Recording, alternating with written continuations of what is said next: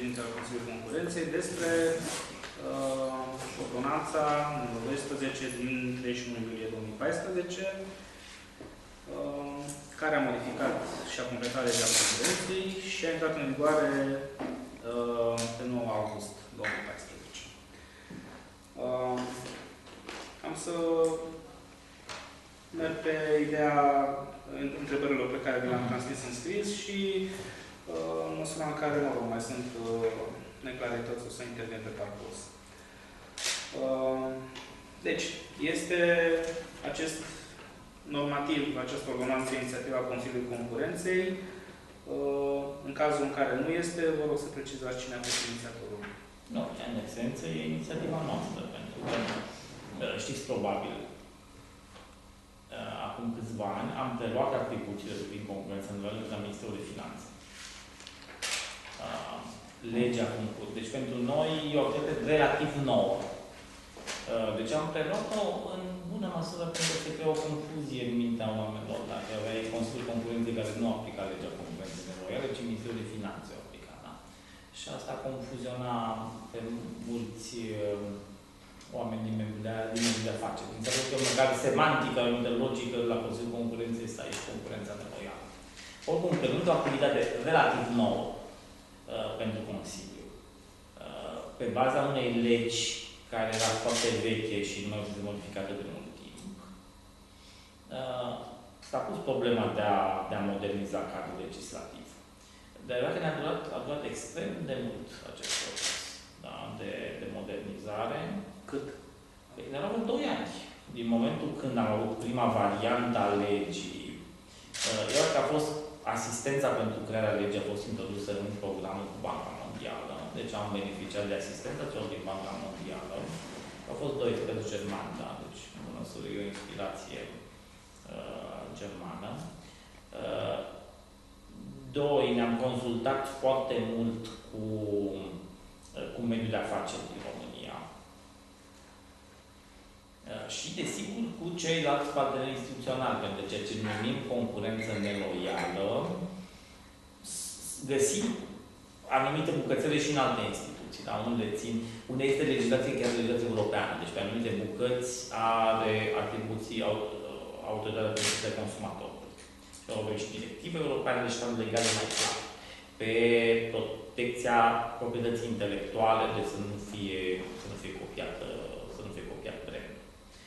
Acolo SIM-ul are atribuții, dar și din nou avem legislație europeană.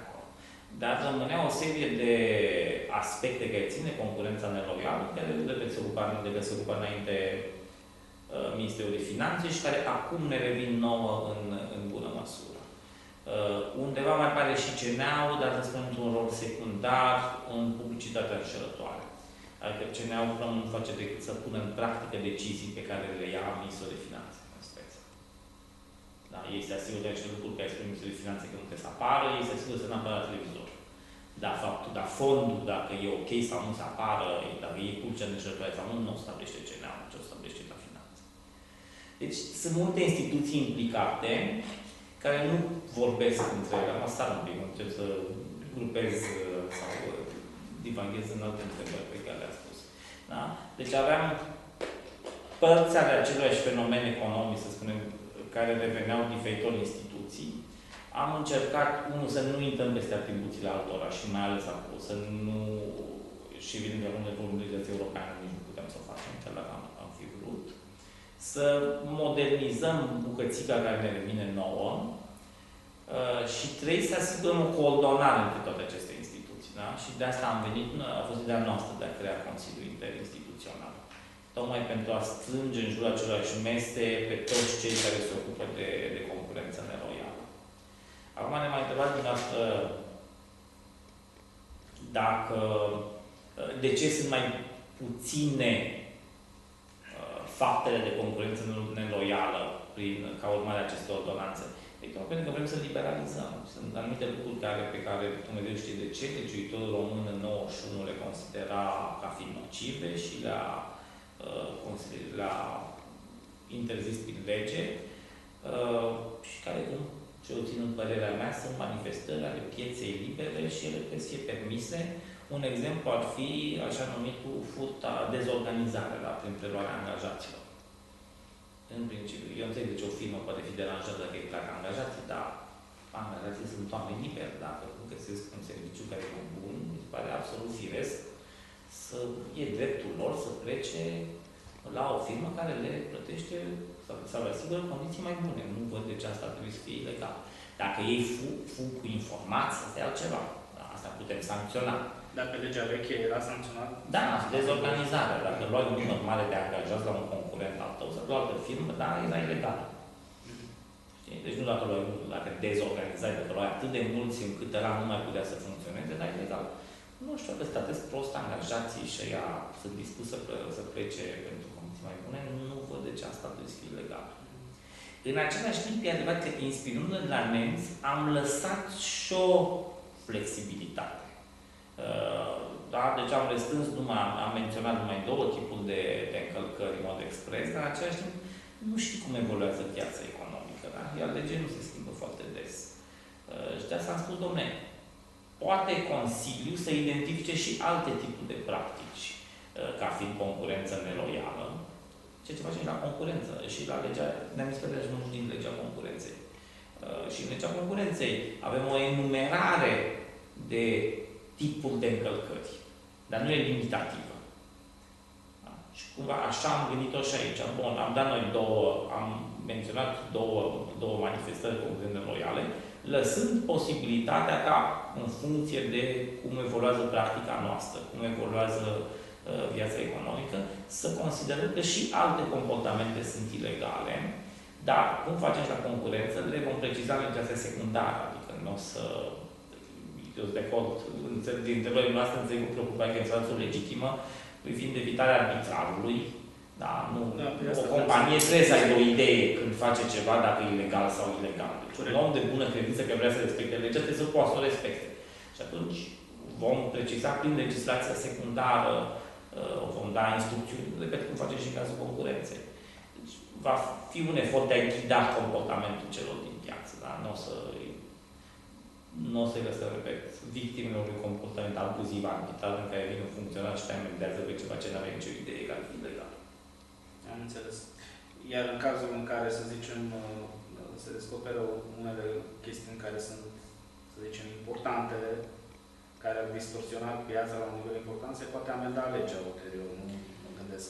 Adică da, nu lăsa amendamentul legii, dar legislația e greu de amendat. Vedeți, legea asta a fost schimbată de 2 ori. În 91 și pe aceea în 99, cred că mai avea. A fost schimbată printr-o ordonanță. Și acum o ordonanță, dar atâția ani au trecut încă 15 ani. Deci, oricum, în 20 ceva de ani, legea asta a suferi 2 modificări. Deci nu e... De multe ori legile rămân în adormire, mai ales dacă nu sunt foarte utilizate. Administrația nu era foarte implicată în concurența neloială. Firmele păgubite se duceau mai degrabă în instanță. Asta, de ce se întâmplă asta? Și pentru că amenziile erau mici. Ele rămân în continuare mici. Asta a fost o cerere a mediului de afaceri. Să nu trecem la amenzi proporționale cu cifra de afaceri, cum facem la concurență. Noi de asta dăm amenzi foarte mari, pentru că punem procente din cifra de afaceri. Deci dacă dăm amendă petrolul, evident că vorbești de milioane sau 10 de milioane de euro. Da, deja amenda minimă de 0,5 la o cifră, la un petrol de 1 miliard, asta înseamnă că punem 5 milioane. Da, deci dacă dăm oameni de petrol, ne sunt și noi în prețul de euro. Bun. Ce și-au dorit cei din mediul de afaceri? Și-au dorit să rămână, și aici voi sunt special de Camera Comerț Român-Americană, care a fost cea mai activă în consultări de cu noi, dar și ceilalți asociații români de afaceri, FICU. FICU înseamnă Consiliul Investorilor Străini, da.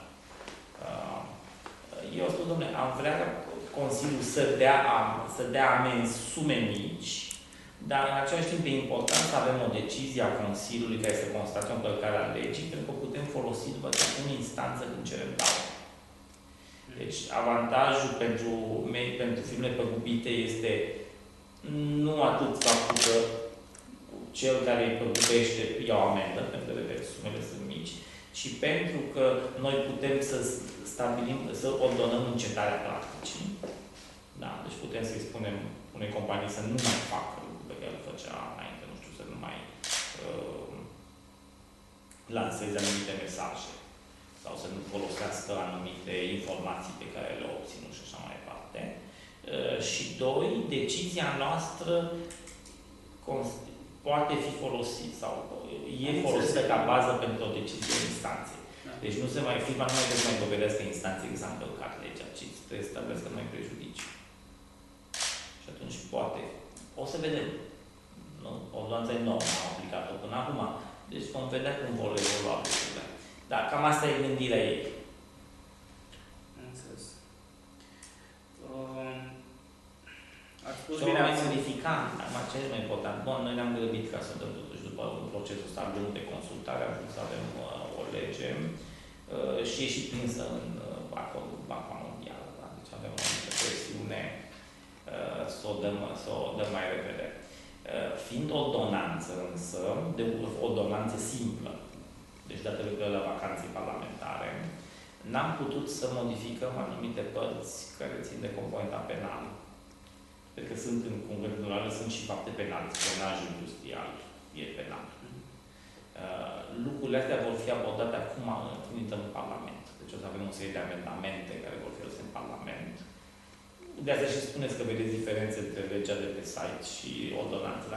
Deci acele elemente care țin de infracțiuni și care ar fi transformat legea în lege organică și n-ai voie să modifici legea sau să aprobi legea organică prin ordonanță simplă. Da? Deci pe alea le-am separat din lege și le vom introduce acum în toamnă, le vom introduce ca amendamente în Parlament, în procedura parlamentară. Deci asta e cumva făcut în 2 pași. Am înțeles. Bun, păi cred că deja mai răspuns la niște întrebări, stați mai puțin să văd ce mai este. Ziceam de dezbaterea publică, a fost și pe site postată ordonanța în varianta ei adoptată undeva? Sau s-a mers pe ideea că a fost legea și din lege am rupt-o. Deci am avut un proiect de lege și am văzut că a tot trecut timp și am zis, bune, hai să o dăm repede ca ordonanță în vară și atunci am rupt-o în 2. Deci varianta, spunem, amputată, deci nu cred că a fost pusă. Dar nu... Dar legea pe ansamblu e cea rezultată din consultarea publică. Și asta vei modifica ceva importante în consultarea publică. Și pe varianta de ordonanță, ok, n-a fost în consultare publică, dar ați avut, ca să zicem așa, ok-ul mediului de afaceri și al celorlalte instituții. Deci noi am, la undeva prin iunie, cred că am avut o variantă de lege care a fost discutată în mediul de afaceri. Și din aia n-am făcut decât să izolăm acele bucăți care nu, ca să nu dăm caracter organic.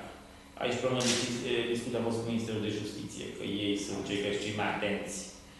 Ei și Departamentul Parlamentul sunt cei care stabilesc care prevedesc în caracter organic, care nu. Îmi spuneați mai devreme că ideea înființării Consiliului Interinstituțional va aparține. Da. Acest Consiliu, zic, în perspectivă, nu s-ar putea intersecta, suprapune cu Consiliul Concurenței în niște puncte, adică n-ar putea să existe o... Nu, că e doar un organ la un consultativ de coordonare. Deci consultativ este. Nu e supra-decizional. Nu, el nu va lua. Deci nu o să ne spune nouă să dăm o amendă, cum nu o să spună nici OSIM-ului să dea o amendă, cum nu o să spună nici parchetului ce să facă. Care rostul este să ne strângem toți în jurul mesei și să ne coordonăm, să avem grijă ca să nu fie contradicții între normele, între legislația secundară pe care o pregătesc sau cea pregătită de alții. Să nu rămână fenomene economice nocive care nu sunt sancționate de nimeni. Ăsta e tipicul românesc și proiect tipicul unei birocratice. Fiecare știa bucățica lui, are viziunea de tunel, nu-l interesează ce se întâmplă în stânga și ce se întâmplă în dreapta și de asta că nu trebuie să ne sincronizăm între instituțiile publice. Deci, noi, eu și colegii mei care am gândit-o, am vrut ca prin mecanismul ăsta să încercăm să facilităm coordonarea între instituțiile care se ocupă de aspecte diferite, dar toate parte ale fenomenului unei concurențe neloiale. Și avea un caracter de permanență acest Consiliu sau... Nu ne întâlnim de câteva ori pe an. E prin țară de tot felul de consilii. Avem consilii interministeriale. Asta a fost interinstituțional tocmai pentru că noi și CNA-ul nu suntem parte din guvern. Și nici parchetul, da, Ministerul Public. Da. Alții, desigur, ar fi să spunem interministerial, pentru că ANPC-ul e parte din guvern, NOSTIM e parte din guvern. Dar pentru că noi și CNA-ul suntem în afară, de asta i-am spus interinstituțional. Bine, parchetul a văzut, nu vrea să fie decât observator. Da, văd că există o anumită reținere în partea instituțiilor românești, poate nu sunt foarte obișnuite cu sistemul ăsta de lucru, dar guvernul are o toie de comitete interministeriale, deci nu văd de ce oamenii sunt atât de surprinși. Și doi, în străinătate se practică. Nu poți să strângi tot guvernul pe orice subiect, dar atunci normal să ai anumite grupuri de lucru, să ai anumite comitete. Întrebarea mea era dacă anumite persoane din fiecare dintre instituțiile care vor face parte din acest Consiliu vor ține legătura în permanență sau... Ideal. Așa ar fi să nu schimbi reprezentantul tot timpul, pentru că nu mai ai continuitate. Deci, în mod normal, speranța mea este că fiecare instituție își va delega un reprezentant și omul ăla va avea o anumită continuitate.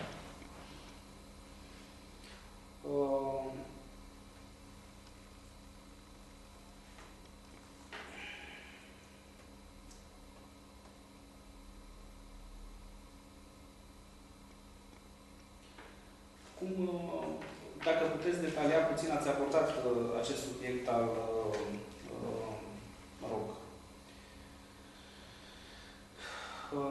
interpretabilității legislației. Dacă puteți să detaliați puțin la întrebarea 6, cum ați putea preveni situația în care, desigur, nimeni nu vă suspectează de rea credință, dar la un moment dat se poate, ca idee, lucrurile de genul acesta nu ar trebui lăsate în legislație dacă există portițe de abuz. Și atunci, cum poate fi preîntâmpinat abuzul, cum se elimină ideea că o companie poate fi suspectată de concurență neloială dacă îi se pare cuiva, am zis noi între ghilimele, că s-a încălcat principiul bunei credințe. Iar consecința ar putea fi controlul inopinat. Este aceasta cea mai bună formă de gestionare a concurenței de pe piața românească?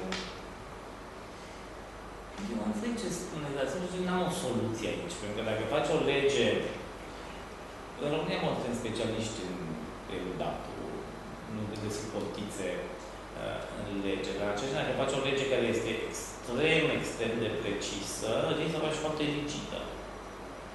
Și să nu trebuie să ori modifici des, ori ea rămâne la un dat în urma realității. Cel puțin de la legislația de concurență de legea europeană, noi suntem obișnuiți cu o doză destul de mare de flexibilitate. Cum am spus, în legea noastră de concurență, cu aia de obicei. Sau suntem obișnuiți că doar enumerăm tipul de infracțiuni. Deci ne lăsăm o zonă destul de largă de flexibilitate, pe care o completăm însă cu norme de aplicare, deci cu legislație secundară, da? Denumim instrucțiuni sau putem să facem recomandări, dăm scrisori de îndrumare, avem jurisprudența Curții Europene. Deci cumva am gândit mecanismul pe concurență similar celui de pe zona de concurență.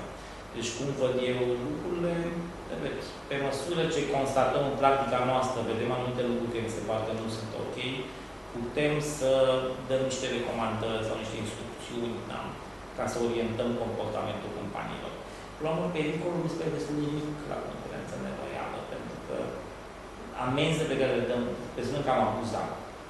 Amenziile sunt mici, nu se compară cu cele la legea concurenței. Legea concurenței de milioane de euro, aici dăm câteva mii de euro. Desigur, puteți spune dumneavoastră, da, dar pe baza deciziei Consiliului se pot obține despăgubiri. Da, dar acolo trebuie și un judecător să fie de acord cu cel care cere despăgubirea. Da?